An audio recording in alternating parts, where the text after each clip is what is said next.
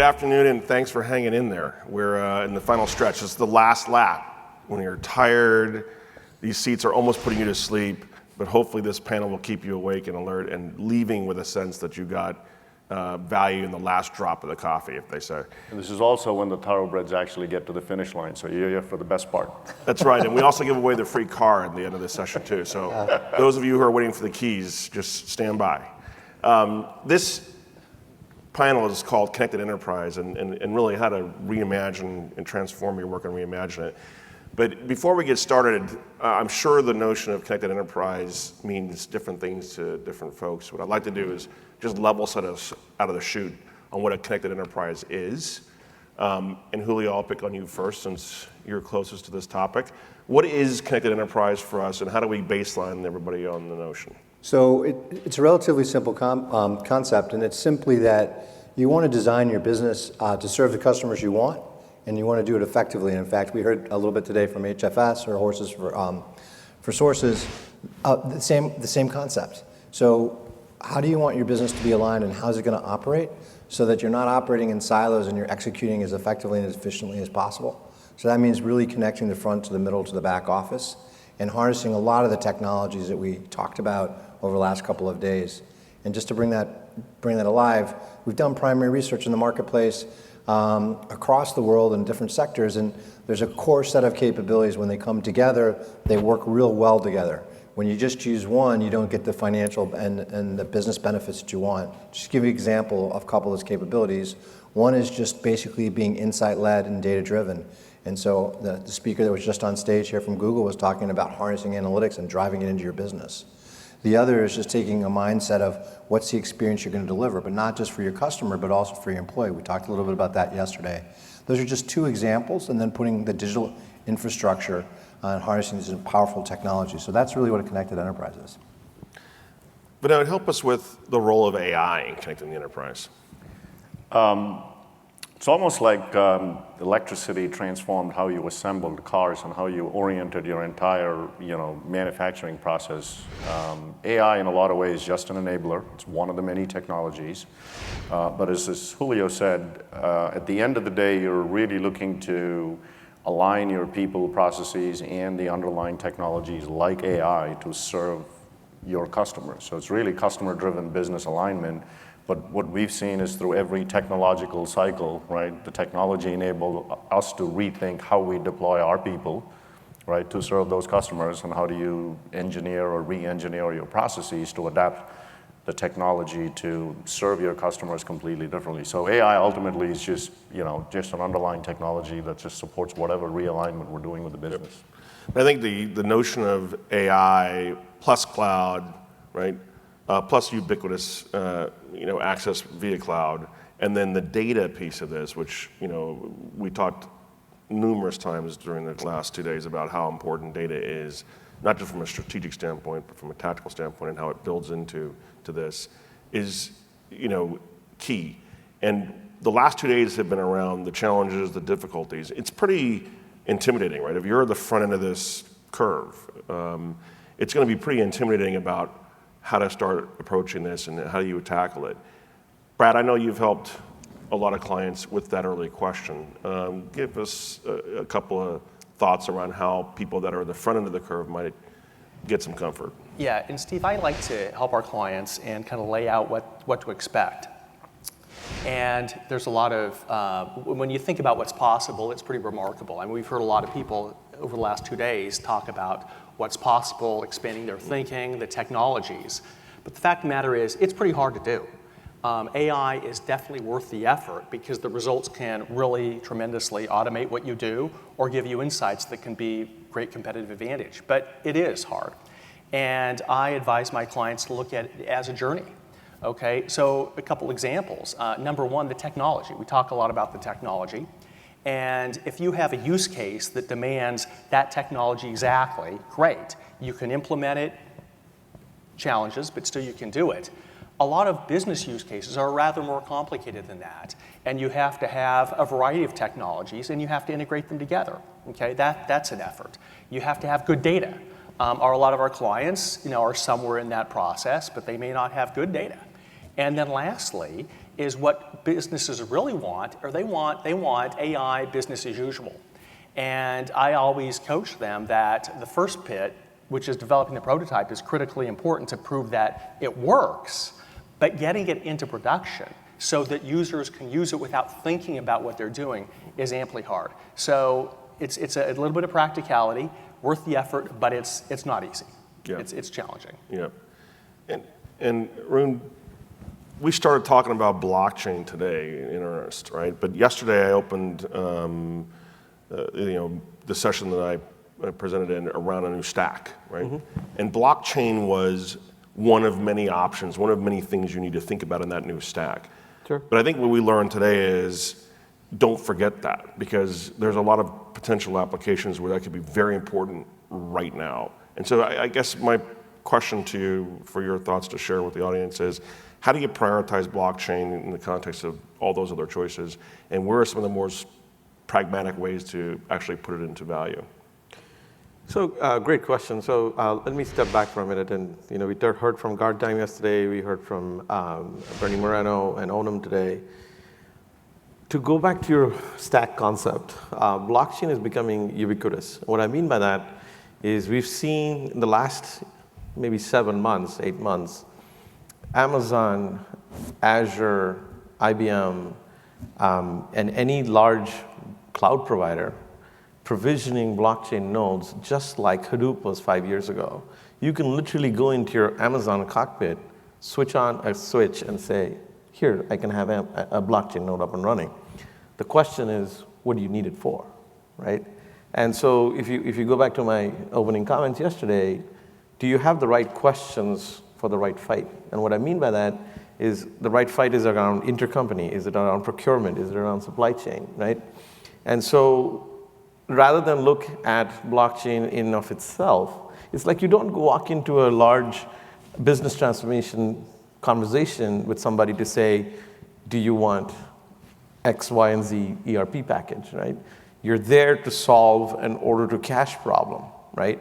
You're there to solve an end-to-end supply chain automation problem, right? And so what we're finding is that given that how quickly blockchain is becoming commoditized, especially for cloud providers, this is becoming inherent to saying, okay, not just why blockchain, why not blockchain? What is the additive, augmentative perspective that blockchain can bring? And then beyond that, if it's on the cloud, the metering process, just like AI, just like S3, EMR, any kind of Google Kubernetes on the cloud where you would automate and containerize, you could do the same thing with blockchain. Mm-hmm. Interesting. One last sort of prepared question before I move to the audience. I want us to have good time for this interchange.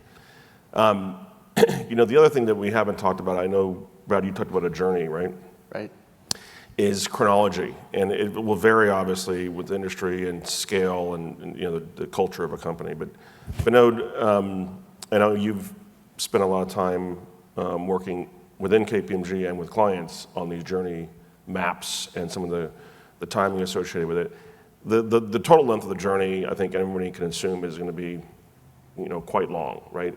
But when do you know when you have enough momentum built in the organization to say you can stop risking your job, like where your job is no longer at risk because you think you're going to have an organ rejection issue? When do you think you get past that point of that initiative in the enterprise? That's a great question, and as you rightly caveated it, I think it is going to be very subjective depending on the organizational culture that's embarking on the journey itself and the thresholds that they have. Yep.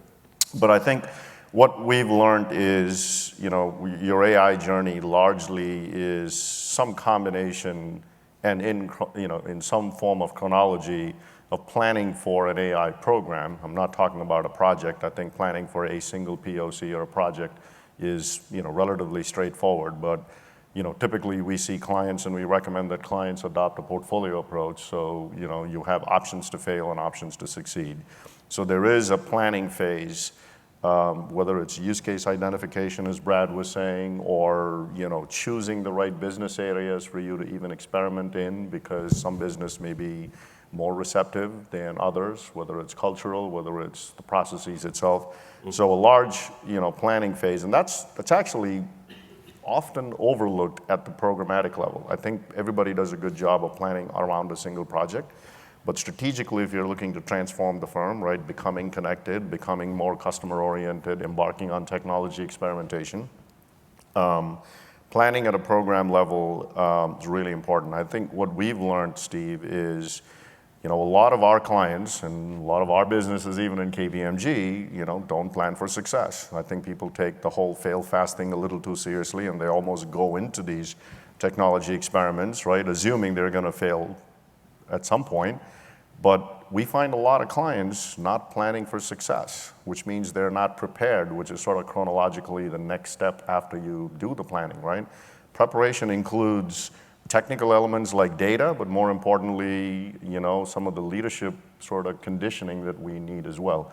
I think what we're seeing is clients and organizations that spend the time to, be deliberate and thoughtful during the planning phases, and prepare adequately, are able to build and or consume AI and these kinds of emerging technologies fairly successfully. And the clients who plan and prepare adequately also recognize that moment, that tipping point, when they know the program has now got momentum. They're not on the slippery slope of going backwards. Mm-hmm. So I think rather than a point in time, it's about how thoroughly they have planned and how well prepared they are to embark on this journey, and they invariably find themselves with better odds of reaching that tipping point, right, without sort of sliding backwards. Yeah, and I think some of the measures that you're referring to just color some of that response is going back to what we talked about yesterday. Governance is a huge piece of this, right? Tone at the top, right? So when the board, when the CEO starts to talk about the journey, in their aspirational statements around the future, that's a good signal. When you put a chief transformation officer or office in place, that's a good signal. I think those are kind of milestones that you look for, right? Absolutely. It's the human element, I think, going back to where we started. It's the intangibles that you talked about, right? It's the organizational culture. Are you committing to invest in data? Are you committing to invest in algorithms? Are you committing to change your people's mindsets? To me, when that happens, those are all good signals that the organization is ready to go past the tipping point. Exactly. Can we raise the lights on the floor and have some interchange? I know that some of you may have questions about the content of what we've been discussing and have good input and interchange. Excellent. Thanks, Steve. So this is the time, those questions that you've been waiting to ask over the past 2 days, we would love to hear from you. Thank you. What we've been talking about for the last 2 days, it seems like, is dealing with large enterprises that have legacy processes where you're trying to figure out how do you innovate and do something new and bring people along. Do you have any thoughts about a situation where you sort of have a new organization and you're doing it all from scratch and you're not trying to transform legacy processes, but you're trying to figure out how do I use these mix of technologies to approach a particular business case when legacy transformation is not the primary consideration? So speed. Thank you. Speed to market, right, is probably our bigger consideration. Brad, you want to take a shot at that? I know you've worked for some smaller startups. I think there's probably good news and bad news. The good news is you don't have a lot of legacy processes, legacy people. You don't have that entrenched group that knows how to do it one way and resists. So that's good. I'd say what is bad is you probably don't have a lot of the capabilities at your disposal. So if you take a big organization, there's probably a lot of people that don't have the right skills. But I think one of the critical success factors is building your organizational capabilities over time. And that's people. That's people that are good with data, people that are good with analytics, data science, engineering, whatever. And the big organization probably has some of those in-house already. I think as a smaller organization, you probably don't. And you need to think about the skill sets. Because I think to have long-term success, you need to have all the skill sets and all the capabilities. So it's good and bad. I just would add a couple of things. I mean, having been an entrepreneur, many years ago, it was a lot harder to get the stuff. So if you have a really good vision of what you want to accomplish, and you have a sense of what needs to be done, you don't necessarily need to do it today. You can go get some cloud, you can go get some AI, you can go get some, and my point is you can bring it together in a very different way, but I think you have to have an idea what you're trying to accomplish, right? And for me as a customer guy, is to win in the marketplace with a certain set of customers and engineer it back and then build the organization or the capability. And the difference is I don't have to necessarily build the capability, I can go rent it. And that's why you see these companies, these unicorns that have massive valuations and there's 8 people doing it. So I think that's very different than a proven enterprise. But you need to know which are the Lego blocks you need. And that's probably where the knowledge capital sometimes is a gap for a startup. Right. I think you heard a couple of really important concepts over the last 2 days, right? One, you should be, if you're a younger company or a brand new company, you should be born as a connected enterprise. It shouldn't be an afterthought, right? I mean, hopefully you're customer driven and you don't have this legacy demarcation between your front, middle, and back office. It's, as Phil was talking about, it's one office, right? So that's a good framework to sort of think about, and I think that's part of the good news that Brad was saying. You could probably open shop as a connected enterprise or a one office. The other framework that I would remind you was something that Steve talked about yesterday, this notion of the pillars around the 21st century enterprise, right? Again, very familiar themes. Customer is first, right? You're very customer driven. You're reimagining what is your foundational asset, right? Whether you put it on your balance sheet or not, but you're sort of recognizing that you have a chance to define what is your core asset. And as Julio was saying, go get everything else as a service, right? That was the third pillar.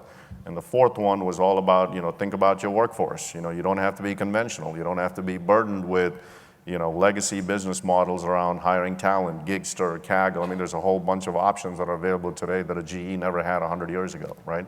So I think right there are 2 excellent concepts for you to think about to sort of embrace as you're a smaller company. Obviously, you can be a lot more agile and nimble. The last thing I'd say before we get to another question, so we have time for another question, is that, and we get approached by startups a lot, and many of you in the audience probably do also. One of the questions that we ask these startups as they come to us and ask us for our channel and for our advice and counsel and how do they scale is, what's your exit strategy? Part of the strategy is, what is your exit strategy? And that will make a huge difference in how that startup enterprise will react and play with you. But if they have a 5-year plan to exit versus they want to change the world and they want to, there's no value, there's no date certain for an exit. The way they team, what they invest in and how they invest in it is very, very different. And so as an incumbent, as a large organization, if you have startups coming to you, don't forget to ask that question. Because you want to relate to them on their goals and what their aspirations are in a way that's intelligent. Thank you, Steve. Anyone else? Hey, thank you very much. Maybe at the end of the day, and a really easy question for you, I've been sitting through the day and thinking about time and the concept of time and, China, for a short blip of history, not being the biggest economy, 100 years. KPMG has been around for 100 years. And everything we talked about today has enormous potential. But let's wind the clock forward 5 years, maybe 10. And we're back together here in the audience, even thinner and younger and better looking and happier. And we think back to all the things we talked about today. What's the number 1, 2, or 3 things that say this one really, really changed the way we work, or our clients or our companies, to pick the kind of, what are we going to be most proud of that we did actually talk about here? And maybe if there's something we should have talked about here that really made a dent, what would that be? Speed light round, what was it called? Yeah, well, my answer would be, if we can do what Peter said, if we can all be, 60 and 100, we're going to all be pretty happy. Because I think everybody in this room here 5 years from now would be okay with that succeeded. So one of the big things, I'm just going to leap here, is about a week ago, I think the Wall Street Journal carried Facebook's launch of Libra.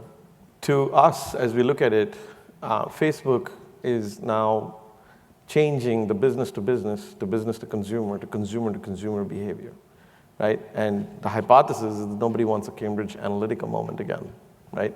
And so if you're going to try and avoid a Cambridge Analytica moment, It's not about the coin or the offering, it's the incentive model from B2B, B2C to C2C, which doesn't exist today, right? Today, corporations pay your Instagram stars, YouTube stars. My kids, 11 and 13, don't watch TV. They're online watching YouTube stars. They're getting rewarded to go on to the next related adjacent content, right? And so when you're changing that consumer behavior, Pierre, to your point, I think the economic contribution of who's being sort of compensated for what activity is going to fundamentally drive consumption, right? And because Facebook and Libra and blockchain is all coming around, the thing is not about the blockchain, it's the consumption of the information that this new ecosystem is going to provide. So I can't help but share that example. Does that make sense? I say friction.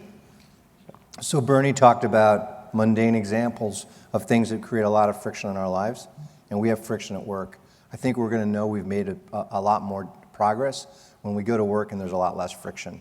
And the friction that we have is going to be of the interpersonal nature. It's not going to be of the doing the task nature or the lift. I think it's really about friction. And then it's going to be, are you really enjoying what you're doing? Are you really bringing your best self to your job? I think that's what's going to tell the difference. All the plumbing, all the mechanics, all the digital capabilities, but are you really in a job that's best suited for you and the skills and the attributes you have? I think that's when you're going to know you're making progress. And I've got 4 kids, and I see them and how they get engaged with the techniques that we're talking about up here today. To them it's second nature, but they enjoy it, right? And so I think it's going to be the reduction of friction. Brad? I'll make my prediction. You said 5 or 10 years. I think probably 5 years not, but in 10 years, I think a lot of the technologies we talk about these couple days will be ubiquitous. And it's going to mean a lot of automation, a lot of new business models. And I think some companies are going to grasp this and be successful, and some won't. And I'd venture to guess that maybe we'll have a big transition in, say, the Fortune 500. Maybe in 10 years, 200 of them are gone. So I have 2 concerns, right, which will influence what we talk about 5 years from now and 10 years from now. One is, if we don't engage our people and make them part of the process in the enterprise transformation, I think we're going to have a big problem. We may be talking about the same things 5 years from now. Because we need to get them involved. Whether it's task automation, where some of the work that they don't want to do, right, needs to be automated. We need to make them much more engaged in taking the robot out of whatever they're doing today, right, instead of other people making decisions for them. And you can sort of move up the curve, right? So get our people involved in this transformation more than we are doing today.